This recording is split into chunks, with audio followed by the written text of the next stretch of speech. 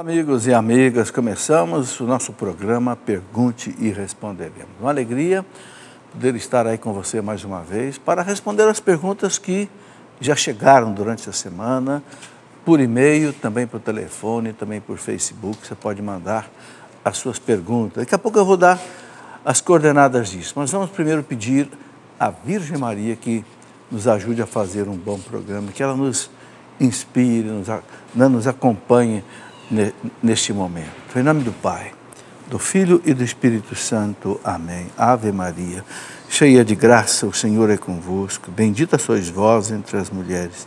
Bendito é o fruto do vosso ventre, Jesus.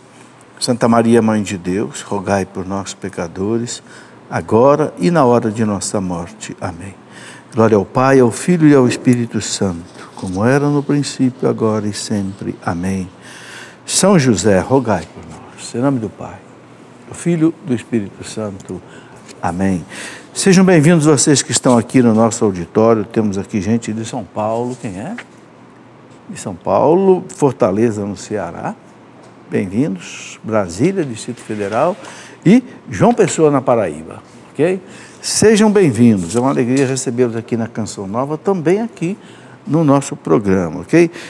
Eu quero mostrar aqui o livro, né, do padre... Está aqui, né? Padre Mário. Padre Mário é lá da congregação do Padre Léo, né? De Taubaté.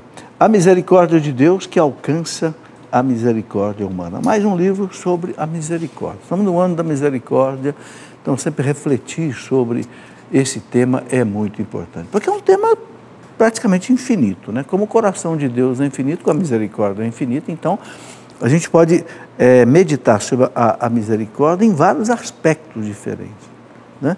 Então, o padre Mário Marcelo Coelho, né, que é padre lá do Sagrado Coração de Jesus, de Taubaté, né? Aí é um lançamento da editora Canção Nova, ok? Muito bem, outra coisa que eu quero comunicar aqui é que aqui no Santuário do Pai das Misericórdias, né, vamos ter aqui a festa de Pentecostes, dia 15 agora, e depois também Corpus Christi, no dia 26 de maio. Então você está convidado aí para vir celebrar aqui com a Canção Nova, no Santuário do Pai das Misericórdias, né? E aproveitar toda a programação que a Canção Nova tem para te oferecer, ok? Eu vou colocar aqui, aqui uma referência para você ter as mais informações pelo site www.paidasmisericordias.com. Muito fácil de guardar, paidasmisericordias.com, ok? E pelas redes sociais também da Canção Nova você pode aí ver. Aqui temos a revista da Canção Nova, a revista normal, né? Desse mês agora, Festa do Pai das Misericórdias, né? E temos também a revista das crianças, né? O Canção Nova Kids. Essa daqui recebe quem é sócio contribuinte da Canção Nova, né? E essa daqui recebe o pai que faz uma contribuição a mais pela criança. Aí recebe uma revista muito boa, escrita especialmente para as crianças, cheio de coisas para as crianças, historinhas, coisa para pintar, desenho, entende? Você ajuda a criança e ajuda também a Canção Nova, ok? Muito bem, vamos aqui às perguntas. Vocês estão vendo aí muitos materiais também que podem ser adquiridos aqui pela Canção Nova. E cada produto desse que você compra da Canção Nova, você ajuda o projeto Dai-me Almas, o projeto que mantém a TV, a rádio, a internet, as casas de missão funcionando, né, durante todo esse Brasil. Bem, vamos às perguntas que já chegaram aqui. Primeiro são as perguntas que chegaram por telefone e por Facebook, né? E eu quero lembrar o seguinte: se você quiser acessar os programas anteriores, você por acaso perdeu algum programa, é só acessar a página, veja aí, do Facebook, facebook.com/Pergunte e Responderemos CN. Então vou repetir, facebook.com/Pergunte e Responderemos CN. Ou então, você pode também acessar o canal da TV Canção Nova no YouTube, que é o youtube.com/Canção Nova. Aí você pode assistir algum programa anterior que você perdeu ou que você queira assistir de novo, tá certo? Vamos aqui às perguntas. A primeira pergunta, a pessoa que pede para não ser identificada, a gente respeita, não fala o nome, né? ela pergunta o seguinte: fui ministro da Sagrada Eucaristia por muitos anos, porém eu caí no pecado do adultério. Então veio um arrependimento, pedi perdão à minha esposa, ela me perdoou, procurei um sacerdote, me confessei, hoje vivo com minha esposa e família, posso exercer novamente o ministério da Sagrada Eucaristia? Bom, o que eu posso dizer para você é o seguinte: não há nenhum impedimento, vamos dizer assim, canônico, legal, que impeça. Agora, evidentemente, aí vai depender do seu pároco, ou até do seu bispo, né, aceitar que você volte a ser ministro. Converse com o seu pároco, explica a situação toda que você está explicando para nós aqui. Se o pároco autorizar, tudo bem, ok? Maria Francisca de Iturama, em Minas Gerais, via telefone, ela pergunta o seguinte: o Espírito Santo desceu sobre os apóstolos, né, e eles falaram diversas línguas diferentes, ou eles falavam sua língua nativa e as pessoas entenderam conforme o seu dialeto? Bem, esta oração dos apóstolos no dia de Pentecostes, em que eles louvavam a Deus e cada um entendia na sua língua, aqui a igreja chama de o milagre das línguas. Não necessariamente o dom de línguas, né, da renovação carismática, não. Ali a igreja compara o que aconteceu ali em Pentecostes com o contrário que aconteceu na Torre de Babel. Na Torre de Babel, eles falavam a mesma língua e se desentenderam. Daqui a pouco um não entendia mais o outro. Agora em Pentecostes é o contrário, né? Eles falavam uma língua só, mas todos entenderam cada um na sua língua. Então foi um milagre que Deus fez ali, que a igreja não sabe explicar muito bem como é que é, mas é o milagre do que? Da unidade oposta ao que houve na Torre de Babel. Entendeu? Na Torre de Babel, o pecado que começou lá com Adão e Eva, Caim que mata Abel, Sodoma e Gomorra, na Torre de Babel, o pecado se tornou social, ou seja, atingiu a humanidade se dividiu. Em Pentecostes, ao contrário, há unidades novamente. Isso é que é o mais importante de entender nesse milagre das línguas. Foi um milagre de unificação, né, do contrário da Torre de Babel. Muito bem, Nilda Souza: faz mal rezar para os mortos dentro de casa? Não, não faz mal, não. Eu queria aproveitar essa pergunta aqui das línguas de Pentecostes, eu queria aproveitar para mostrar um livro que eu explico essas coisas com um pouco mais de detalhes. Descerá sobre vós o Espírito Santo. Esse livro é a minha experiência de 40 anos na renovação carismática católica, né? Fala aqui do batismo no Espírito Santo, dom de língua, todos os dons, carisma, frutos do Espírito Santo, né? Os frutos da renovação carismática católica, sobretudo as comunidades de vida, né? Descerá sobre vós o Espírito Santo. Muito bem, a Nilda pergunta se faz mal rezar para os mortos dentro de casa. Nilda, não faz mal, né? Tem gente que tem medo de rezar para os mortos aparecerem, não tem nada disso, não vai aparecer nada. A igreja ensina que raramente, muito raramente, Deus permite que uma alma se manifeste a alguém.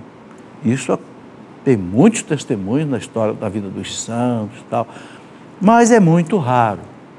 Reze pelos mortos, sossegado, não tenha receio, não fique pensando aí em nada, tá? Sobre essa questão dos mortos, tal, eu tenho também um livro, que eu vou escrevendo os livros conforme a gente vai sentindo a necessidade do povo.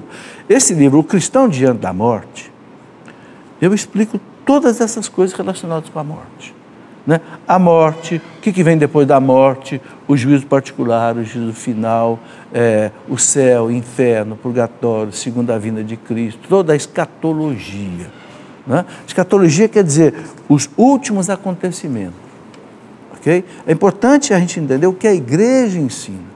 Pode ter certeza que nesse livro não tem nada meu. É aquilo que está na doutrina da igreja, no catecismo, nos documentos da igreja, que eu explico ali de uma maneira assim mais, vamos dizer, didática, né? Outra pessoa que pede para não ser identificada. Muitos estão dizendo que os casos de microcefalia de hoje está relacionado a Lucas 21, 23, que diz: ai das mulheres que naqueles dias estiverem amamentando. Não tem nada a ver. Não tem nada a ver. Né? A igreja não faz nenhuma correlação entre os males desse mundo e o que a Bíblia está falando. A igreja só diz uma coisa: todo sofrimento que existe no mundo é culpa do pecado. Que pecado? O pecado de toda a humanidade. Né? Dentro daquilo que São Paulo diz lá, Romanos 6, 23, o salário do pecado é a morte. E Cristo veio para tirar o pecado do mundo, ele é o Cordeiro de Deus, porque o pecado é a raiz principal de todo o mal. Agora, a igreja não detalha essas coisas. Olha, isso daqui, mas que você fala ali está acontecendo, porque lá o Lucas 21, 23, não tem correlação. A igreja não faz essa correlação assim, literal ao pé da letra. Natalina Pereira, de Areado, em Minas Gerais, via telefone, pergunta o seguinte. Ela diz que é sócia pelo débito automático. Eu gosto que a pessoa indique isso, né? A gente aqui pelo menos pode agradecer a ela. Existiu uma papisa com o nome de Joana? Nunca existiu, o Natalina, isso é lenda. Olha, essa papisa Joana, segundo alguns inventam, foi lá do século XI. O que aconteceu no século XI é que houve mais ou menos 8 papas com o nome de João. Teve João XII, João XIII, João XIV, João XV, tanto é que nós tivemos 23 papas João na história da igreja. Então houve tanto Papa João no século XI que encaixaram a papisa Joana no meio. Mas, se você pega a sequência dos papas, e a igreja sabe a sequência deles, quando um começou, quando terminou, não tem nenhum espaço em branco onde caiba uma papisa. Outra coisa, nunca houve sacerdotisa na igreja, nunca houve diaconisa. Vai haver uma papisa, nunca teve uma bispa na igreja, ou um bispo mulher, nunca vai ter um papa? De jeito nenhum. Eu escrevi um livro de história da igreja, onde eu explico isso. Não é esse aqui é a Idade Antiga. Eu escrevi o segundo volume, que vai ser lançado daqui a mais ou menos um mês, que é o da Idade Média. Eu tenho um capítulo inteiro para explicar essa questão da papisa Joana, onde eu coloco uma série de documentos de especialistas que investigaram o assunto e disseram que nunca existiu. É lenda. O volume 2 da minha coleção de História da Igreja, que vai estar saindo daqui a um mês mais ou menos, já está em impressão na gráfica, eu explico essa questão com mais detalhe.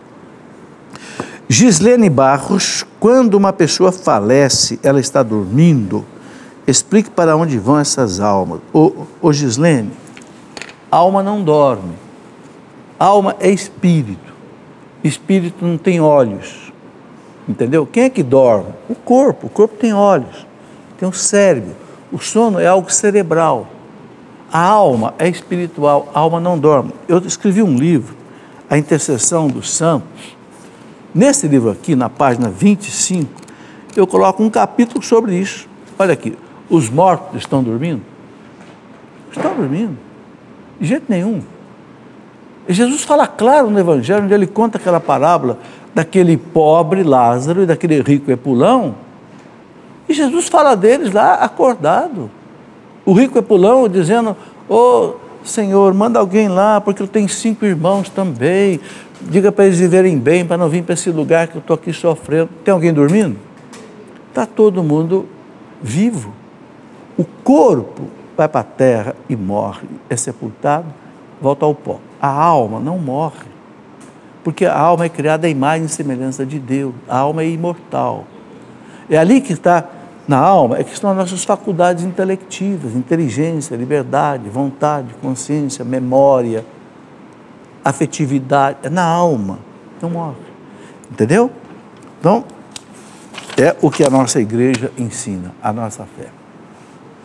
E outra coisa, veja bem, na Bíblia você vê aqui em Hebreus 9, 27, o que diz em Hebreus 9, 27? Está determinado que cada um, após a morte, é julgado por Deus. Deus vai julgar a pessoa dormindo? Não, vai julgar a alma da pessoa que está, evidentemente, viva e acordada. Hebreus 9, 27, confira aí. Guilherme Vinícius, via Facebook, ela pergunta o seguinte: uma das videntes de Garabandal diz que o grande milagre irá acontecer no mês de abril, entre o dia 7 e 17, só não revelou o ano.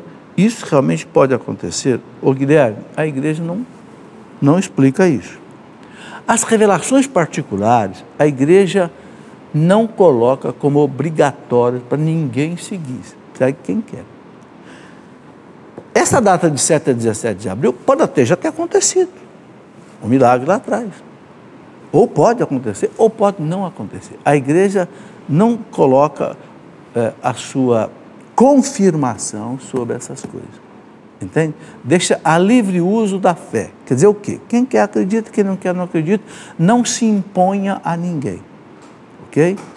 É aquilo que Santo Agostinho dizia, na essência a unidade, a essência é o que está aqui, ó, no catecismo da igreja, aqui ninguém pode duvidar, é a essência, é aqui que a igreja não tem dúvida, na essência a unidade, na dúvida a liberdade, em tudo a caridade, ok?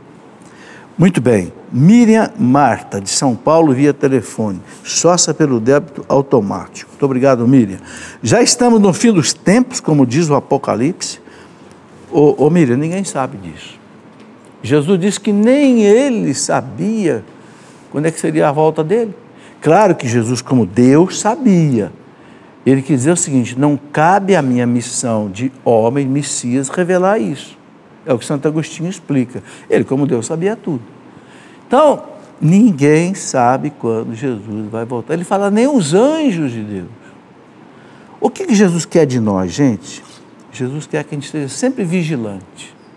O catecismo da igreja, lá pelo parágrafo 1000, mais ou menos, quando fala da ascensão de Jesus ao céu, diz assim, a qualquer momento ele pode voltar. A qualquer momento. Ou seja, pode ser hoje, pode ser daqui a 1 ano, pode ser daqui a 100 anos, pode ser daqui a 2000 anos. Os apóstolos, há 2000 anos, achavam que Jesus já estava voltando. Achavam e se enganaram. Entendeu? Então, a gente tem que estar o quê? Preparados. E outra coisa, a gente tem que estar preparado, se ele não vier até nós vamos até ele, a nossa morte. Então, né, a gente, na verdade, tem que estar preparado, né, para salvar a nossa alma. Eu me lembro que quando eu era menino, os missionários faziam missão na nossa cidade, e quando eles iam embora, eu colocava uma enorme de uma cruz na cidade, e sabe o que eles deixavam escrito na cruz? Estava lá, César, salva a tua alma. E eles iam embora. Agora, o que nós tínhamos que pregar para você, nós já pregamos, confessamos quem queria confessar, agora, olha, escrevia na cruz, salva a tua alma. E iam embora para outra cidade. É isso que a gente tem que fazer. Mais preocupado que se o mundo vai acabar agora, se não vai. Salva a tua alma, esteja preparado. Se o Cristo me chamar agora, quanta gente está bem, mas de repente tem um infarto, pum, foi. Será que está preparado? Isso é que é importante. Isso é que é importante. É aquela parábola daquelas virgens. Quais eram aquelas virgens que tinham as lâmpadas com óleo e carregaram a reserva? Outras que não carregaram. Não puderam entrar para as núpcias com o esposo. Aquelas que não tomaram cuidado. Não estavam preparadas. Então, sabe, sempre estar sem pecado na alma, sempre de vez em quando se confessar, sabe, porque se Deus me chamar, vamos aí, Senhor, né? Muito bem, especialmente nós que já temos cabelo branco, viu? A gente fica mais sujeito a ser chamado, né? De repente, se o Pedro acha a ficha da gente lá, puxa a ficha da gente lá, ó, não tem jeito de correr não, entendeu? A moçada pensa que não morre, mas morre também, viu? Morre jovem também, viu? Morre jovem de acidente, lá no Rio de Janeiro tem bala perdida, não é? Morre, ok? Meu pai dizia assim, para fechar uma porta, só precisa uma coisa, que a porta esteja aberta. Para morrer, só precisa uma coisa, está vivo. Né? Muito bem, eu sei que o pessoal não gosta que a gente fala muito dessas coisas, né? Mas a gente tem que falar, né? Outra pessoa que pede para não ser identificada, não tem problema, fique à vontade. Quais os requisitos para um pecado mortal? Só se tenho dúvida em relação a algum dele, tenho que confessar o ato? Fico muito ansioso e cheio de dúvida quando me preparo para a confissão. Olha, primeira coisa, quando é que um pecado é mortal? Quando a matéria do pecado é grave. E o que é essa matéria grave? O catecismo fala assim, principalmente quando você fere os 10 mandamentos. Amar a Deus sobre todas as coisas. Será que você, num domingo, deixou de ir na missa porque você queria assistir um jogo do Corinthians, que acabou perdendo a Libertadores? Você perdeu a Libertadores e perdeu a missa? Pecado mortal. Você botou Deus em segundo lugar, amar a Deus sobre todas as coisas. Entendeu? Aí os pecados. Agora, eu tenho dúvida, não sei se é pecado mortal ou não. Confessa. Porque a gente, quando confessa, não deve contar só os pecados graves, tem que contar todos os pecados, também os pecados leves. Então, se você tem dúvida, ó padre, eu fiz isso, não sei se foi pecado ou não, conte. O mais importante é o seguinte, não ter medo do padre. O padre vai para o confessionário sabendo que ele vai ali vestido de Jesus Cristo misericordioso. Isso que é importante. Abra teu coração. Derrama a tua miséria no coração de Jesus, sem medo. Sem medo. Se você matou, roubou, prostituiu, derrama no coração de Jesus, e no coração de Jesus tem uma chama ardente que queima tudo. Entendeu? Isto é o mais importante. Porque não tem, o que o padre vai pensar de mim? Né? Se você tem um pouco de, assim, de amizade com o padre, então, de repente, procura outro padre. Você não é obrigado a confessar com o seu pároco. Não, pode de repente confessar com outro padre. Não pode fazer igual um sobrinho meu que era malandro, que queria confessar com um padre que era meio surdo. Aí a malandragem, ele falou, o padre não escutava nada, aí não pode, está querendo enganar Jesus Cristo. Né? Mas não sendo isso, tudo bem. Marcelo José Faustino de Guaratinguetá. Bom, eu quero dizer que nessa questão de confissão, tem um livrinho que eu escrevi que talvez possa ajudar. Por que confessar? Como confessar? Como fazer um exame de consciência? Como chegar ao padre? Né? É um livrinho que explica essas coisas que eu falei aqui em detalhes. Marcelo, no capítulo 12 de Daniel, é citado que o anjo Miguel é o próprio Jesus Cristo. Gostaria de entender essa passagem. Marcelo, não é não. A sua interpretação está errada. O São Miguel aí é colocado como um anjo completamente distinto de Jesus Cristo. Pode parecer que a simbologia esteja assim meio havendo uma intercessão, né? Você sabe o que é intercessão, né? Mas não é. São Miguel é colocado como o príncipe da milícia celeste e Jesus Cristo, filho de Deus. Não é a mesma figura, ok? Pode ficar tranquilo. Eunice Arruda Gomes, de Araponga, no Paraná. Ela pergunta só pelo boleto bancário. Muito obrigado. Ela pergunta, o que significa o veto em uma nulidade de casamento? Bom, eu estou entendendo aqui esse veto, uma proibição. Pode ser que o tribunal diga assim, não, o seu casamento foi válido, então ele não dá a declaração de nulidade, ele pode vetar a nulidade, ok? Isso é um veto. Agora, se você recebeu algum documento do tribunal, você tem dúvida do que o tribunal está dizendo, vai no tribunal e pergunte, olha, o que vocês quiseram dizer com isso aqui? Por quê? O tribunal, quando ele dá uma sentença, às vezes ele dá uma sentença assim, com palavras meio canônicas. Então, se você não entendeu, vá ao tribunal para você entender, ok? Eu escrevi um livro onde eu coloco essas questões, o livro é Problemas no Casamento, onde eu explico essa questão de nulidade. Todos os detalhes que o Código de Direito Canônico fala, né? Tem um outro livro também, que eu também coloquei essa questão, um livro que eu chamei de Família Santuário da Vida. Coloquei todos os cânones do Código de Direito Canônico que falam sobre declaração de nulidade, para que as pessoas possam, né, ter aí uma orientação. Paulo Rogério, que é de Araruama, no Rio de Janeiro, quando rezamos o credo, qual é o real significado da frase creio na ressurreição da carne? Bem, o Paulo, o Catecismo da Igreja explica com clareza. Quando a gente reza, creio na ressurreição da carne, quer dizer o quê? Quando Cristo voltar, E só quando Cristo voltar, na segunda vinda, todos os corpos vão ressuscitar, dos bons e dos maus. Vão se unir às almas e a pessoa volta na integridade dela, corpo e alma. E aí haverá o juízo final. Né? Aquilo que Jesus fala, vai separar os cabritos das ovelhas, ou seja, o céu e o inferno. Aí acabará o purgatório. A partir daí não existe mais o purgatório. Mas o creio na ressurreição da carne todos vão ressuscitar. Jesus fala, uns para a ressurreição da vida eterna com Deus e outros para uma ressurreição, né? Infelizmente, da nação. Agora, isso já está definido no juízo particular, depois da morte. O juízo final só vai confirmar isso de uma maneira universal. Gislene, se você quiser aprofundar isso, existe eu gosto muito desse livrinho aqui, que é o Credo explicado pelo Papa Paulo VI. De vez em quando, um Papa chama para ele a responsabilidade de explicar o Credo. O último Papa da Igreja que fez isso foi o Papa Paulo VI.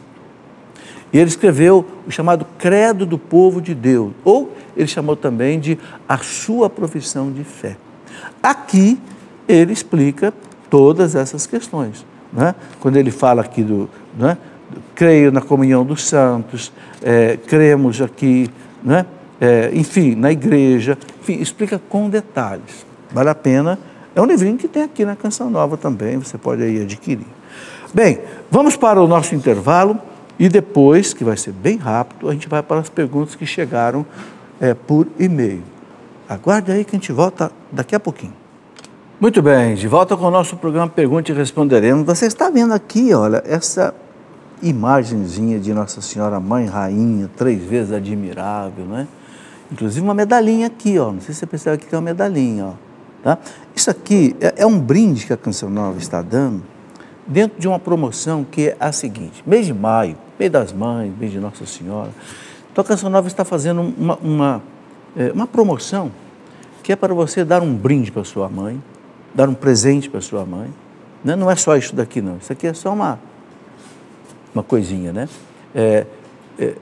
Nesse mês de maio, né? Quando você recebe a revista da Canção Nova, quem já recebeu aí, vai notar que tem um boleto aí dentro, no valor de R$25. Esse boleto de R$25, se você pagar, você tem direito a receber 10 produtos, né, digitalizados, ou seja, CDs, palestras, né?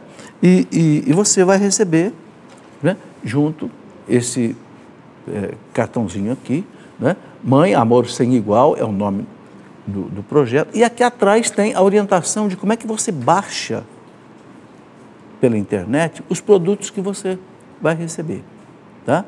Então, pagando o boleto, você vai ter um contato com a Canção Nova, né? Aqui explica direitinho como é que você faz, você vai entrar no site e você vai poder baixar 10 produtos digitais da Canção Nova, CDs, DVDs, livro de música, CD de música, etc. Olha, veja bem, 10 produtos por R$25 sai a R$2,50 cada um.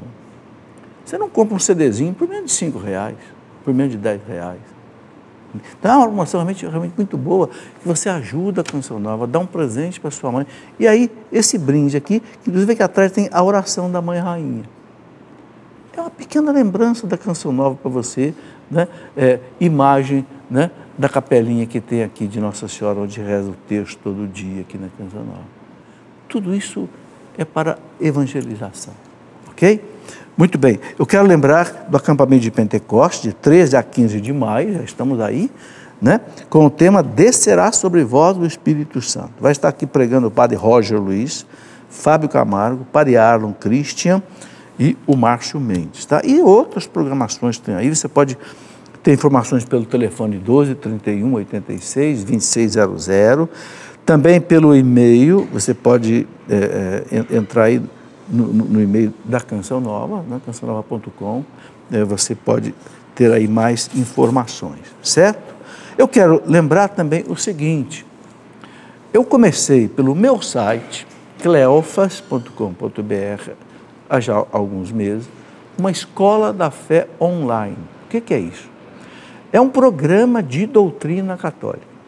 Eu posso dizer a você que é como se fosse um curso de teologia para leigos, né? Onde eu comecei lá falando de Deus, falando da criação, falando do homem, falando do pecado original. Agora nós vamos entrar aí na questão do pecado original. E vamos seguindo, né, até chegar lá na escatologia. Você tem um vídeo que você assiste aí de 10 ou 20 minutos, dependendo do assunto. Tem uma matéria que é gravada para você ouvir, um podcast, né? E também uma matéria escrita sobre um tema. E aí nós vamos caminhando. Porque para você participar, você entra no site Cleofas, tem lá uma janelinha lá escrito Escola da Fé Online. Clica ali tem as informações de como é que você faz para participar. Você vai ser um aluno da escola. Você pode fazer pergunta, eu respondo as perguntas. Toda sexta-feira, o programa é responder as perguntas que chegam durante a semana, sobre aquele assunto que foi estudado na semana. Enfim, é uma escola, é um ensino à distância, ok? De doutrina da igreja, baseada naquilo que a igreja nos ensina. Eu tenho uma escola da fé há quase 20 anos, que é toda quinta-feira aqui na Canção Nova, né? E agora uma escola da fé diária via internet. A internet dá essa facilidade para a gente. E é bom que você pode acessar a hora que você quiser. Os programas anteriores você pode também ver, ficam todos gravados aí no seu computador, fica tudo baixado aí no seu computador, e pode assistir também tudo que já passou. É um jeito de nós irmos aprofundando a nossa fé católica. Esse programa que eu faço, por exemplo, tem, às vezes, milhares de perguntas que chegam aqui. Por quê? Porque o nosso povo tem muita dúvida. Nosso povo não conhece a doutrina. Então, esses cursos, assim, à distância, ajudam a você aprofundar. E eu coloco temas interessantes, coloco textos, por exemplo, dos santos padres da igreja, né? Texto do catecismo, texto da Bíblia, reflexão, né? Tanto no nível teológico quanto no nível pastoral, para facilitar o entendimento. Bem, vamos ver as perguntas aqui que chegaram, né, para nós via e-mail. O Alex Alves, de Três Corações, Minas Gerais, pergunta o seguinte: o que devo fazer para amar Nossa Senhora como mãe? Alex, amar Nossa Senhora como mãe não é um ato sentimental, não. É uma decisão, né? Que decisão é essa? A decisão é a seguinte: Jesus, antes de morrer, a última coisa que ele fez, qual foi? Ele viu aos pés da cruz o discípulo João e a sua mãe, e ele disse: mãe, ou mulher, eis aí o teu filho. Filho, eis aí a tua mãe. Ele entregou Nossa Senhora para ser mãe de cada um de nós. Por que ele não falou: João, eis aí tua mãe? Por quê? Porque não era a sua mãe de João. Ele disse: filho, é porque é você também. Então, ter Nossa Senhora como mãe é você acreditar, primeiro, que ela é mãe de Deus. Jesus a deu como sua mãe, ou seja, aquela que te guia na vida espiritual para Deus. Então, você rezar a ela, você, não é, cultivar as suas festas, por exemplo, a festa da Imaculada Conceição, 8 de dezembro, a festa da sua Assunção ao céu, 15 de agosto, ou então no domingo seguinte, a festa dela da maternidade divina, Mãe de Deus, da 1º de janeiro. Enfim, você ter essa devoção, mas não é uma devoção sentimental, é uma decisão. Ela é minha mãe, ela me protege. Jesus disse, então eu vou ser devoto de Nossa Senhora. Entendeu? Aí você pode também, olha, esse livro, por exemplo, Imitação de Maria, é um livro que ajuda você a conhecer a Nossa Senhora. Esse livro foi escrito por um monge, lá na Idade Média. Você conhece a Imitação de Cristo, né? É um tipo de imitação de Cristo, né? Tem outros livros, por exemplo, o Tratado da Verdadeira Devoção à Virgem Santíssima, de São Luís de Montfort. É uma coisa extraordinária. O Papa João Paulo II disse que esse livro aqui era o livro de cabeceira dele sobre Nossa Senhora. João Paulo II disse que esse livro mudou a devoção dele a Nossa Senhora. E aqui tem aquela consagração especialíssima, né, com a preparação de 30 dias, que o São Luís de Montfort recomenda. Eu fiz isso há mais de 20 anos, e eu senti que a minha vida mudou. Então, a gente vai tendo esse amor à Nossa Senhora, assim, também com esse estudo. Olha, São Luís de Montfort, O Segredo de Maria. Ele fala, Maria é um segredo que poucos católicos conhecem a fundo. Leia um livrinho desse e você vai sentindo o que é a maternidade de Nossa Senhora. Entendeu? Por exemplo, o Ofício da Imaculada, olha aí, para entender o ofício. Outro livro sobre Maria, esse foi o que escrevi, A Mulher do Apocalipse. Aqui eu explico os dogmas de Nossa Senhora, explico as devoções. Enfim, olha que coisa interessante. Até um ex-pastor protestante, Scott Hahn, escreveu um livro sobre Nossa Senhora. Olha aí. Salve Santa Rainha. Scott Hahn esteve aqui na Canção Nova. É um dos maiores pregadores americanos hoje, católico, que era pastor presbiteriano, atacava a igreja pesadamente. Se converteu assistindo à missa e tem uma devoção profunda a Nossa Senhora. Está aí. Muito bem. Júlia Varjão, de Macururé,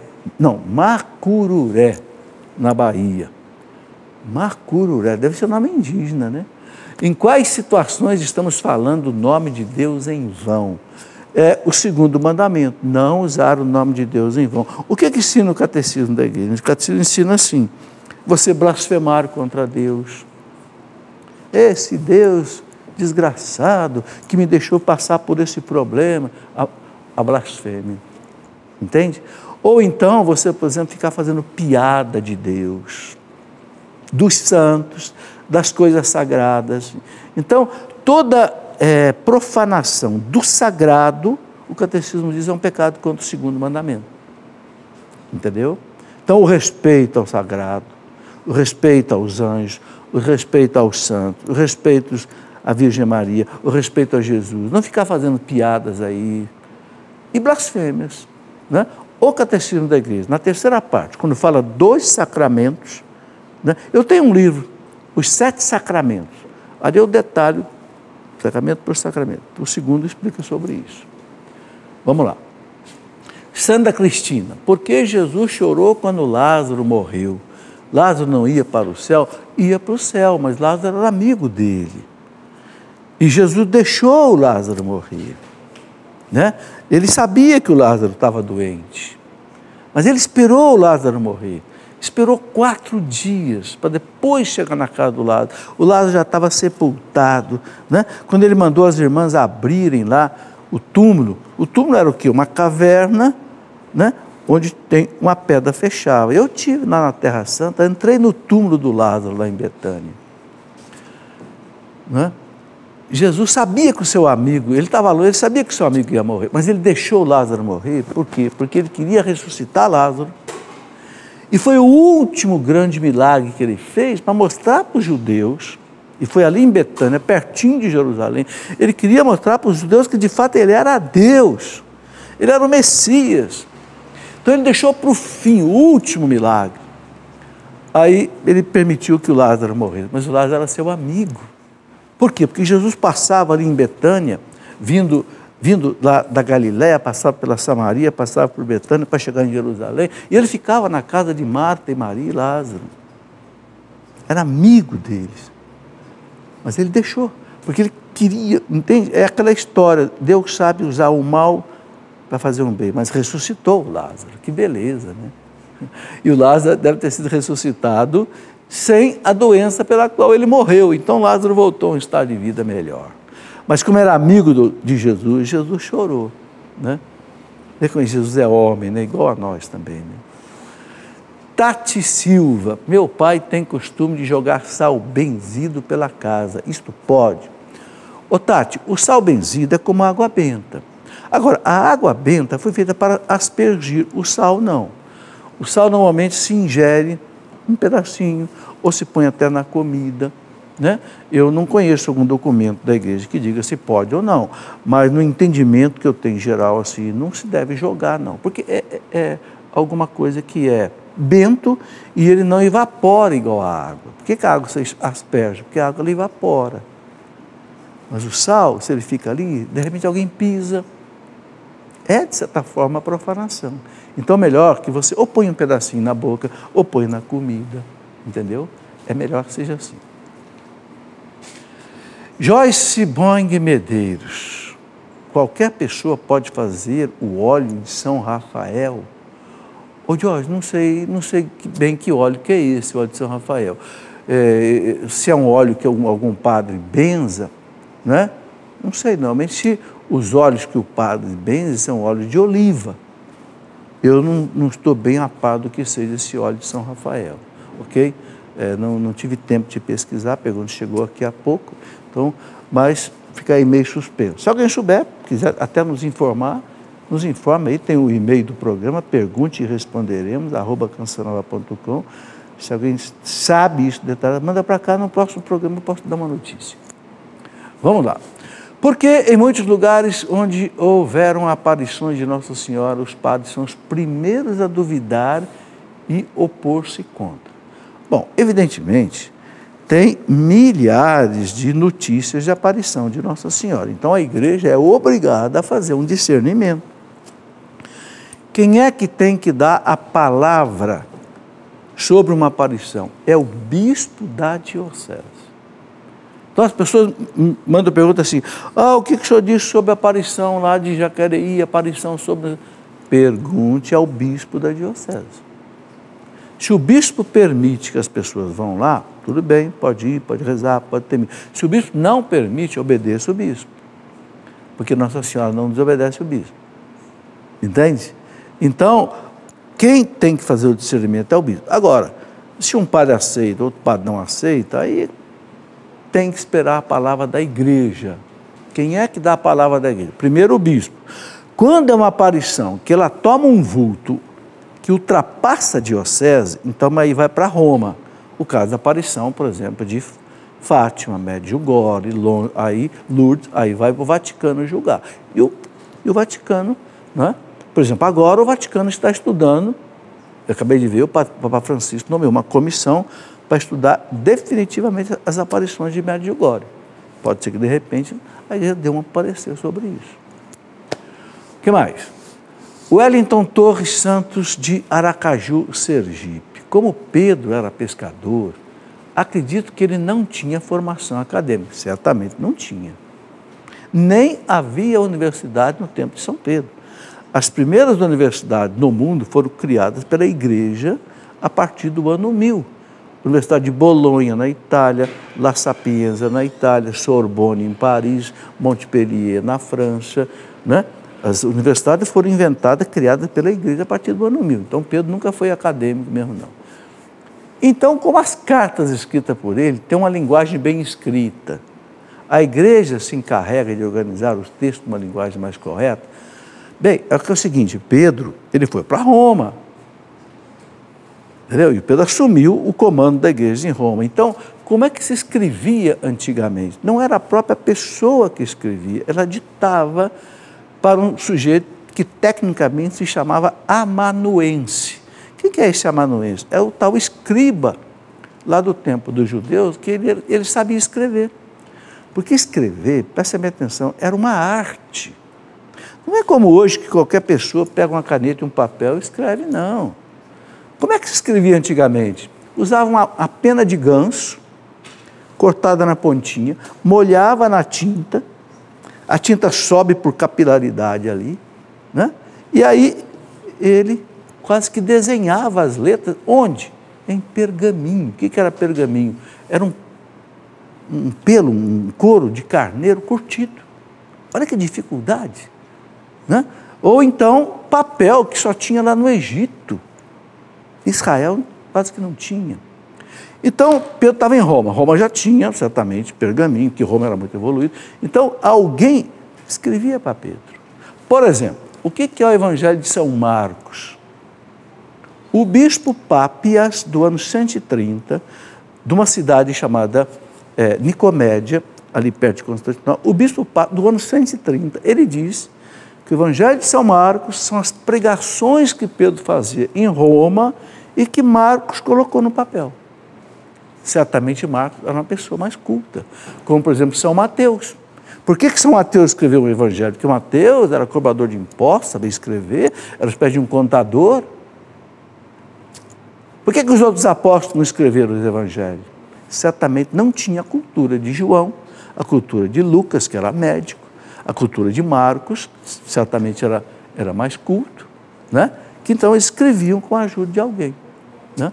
Agora, esses textos foram traduzidos do hebraico para o grego, para o latim, para o português. É claro que na hora que vai traduzindo, também quem escreve a tradução coloca num grego correto, coloca num português correto, coloca num latim correto, evidentemente. Por isso que chega até nós uma Bíblia bem escrita, mas sem mudar o conteúdo básico original. Ok? Luísa, Belo Horizonte, Minas Gerais. Colocar prótese de silicone é permitido pela Igreja Católica? Ô, Luísa, eu vejo assim, se for uma necessidade, tudo bem, né?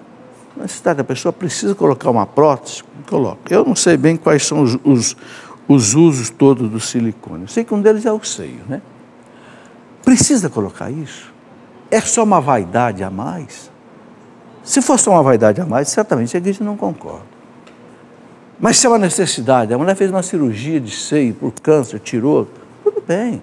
Restaurar a beleza física da mulher dentro de uma normalidade, sem um excesso de vaidade. Eu acho que não pode haver, não é só questão de silicone, também cirurgias plásticas. Se a pessoa tem um defeito, ela se sente mal com aquele defeito, né? Corrigir, corrija.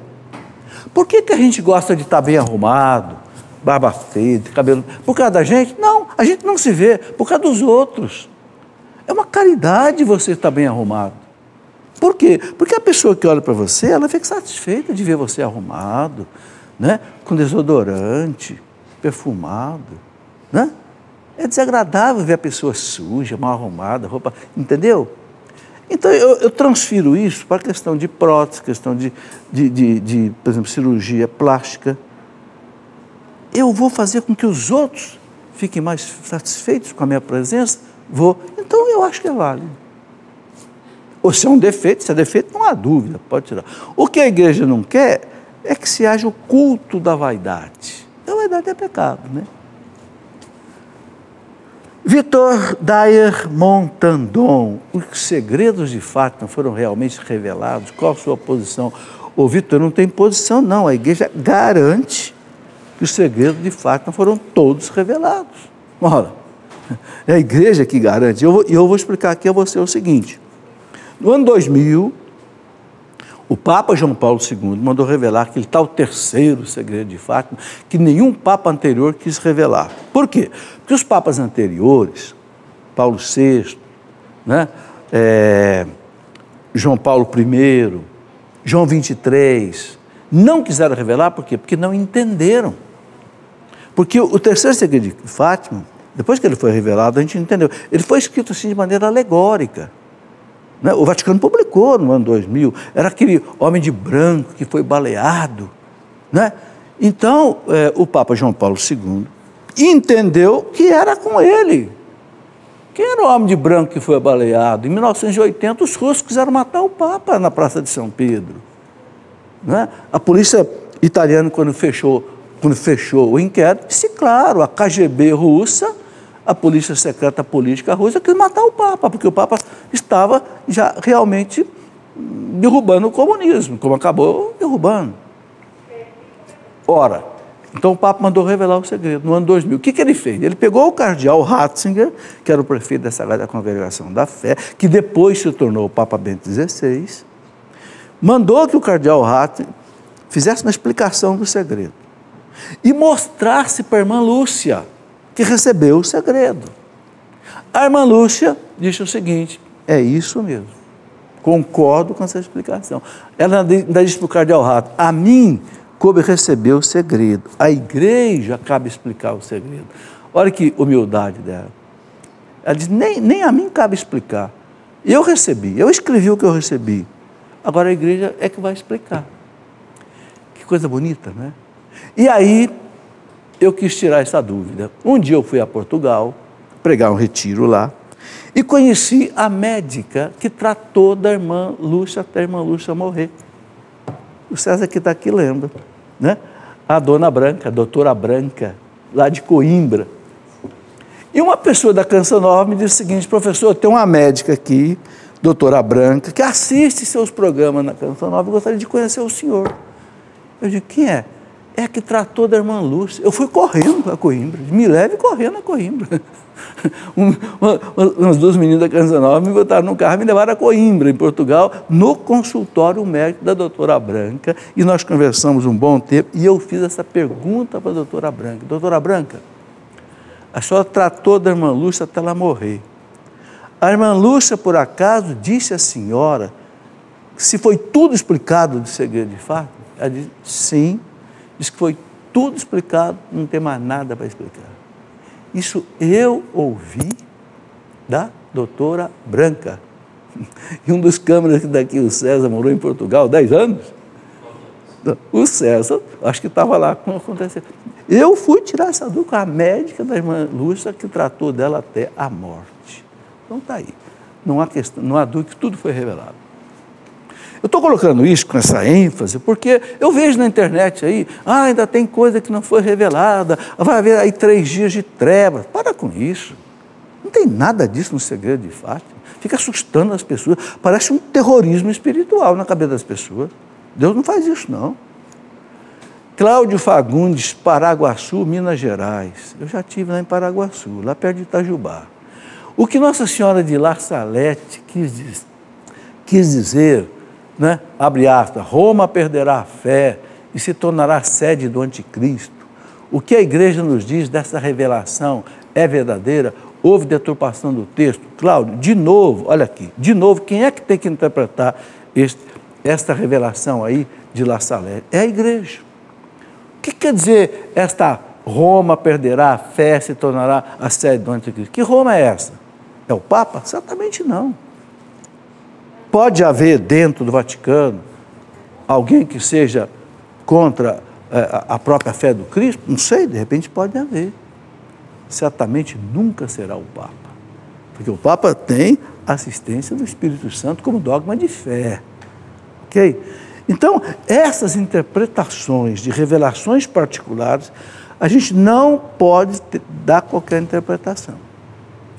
Ouça a igreja. Se a igreja não deu interpretação, não se adiante querendo colocar a sua interpretação, que você pode interpretar errado. Eu, por exemplo, nunca vi uma interpretação das revelações de La Salete feita pela igreja. Nunca vi. Então, eu nunca vou dizer o que é o que não é. Se a igreja não diz, eu que vou dizer.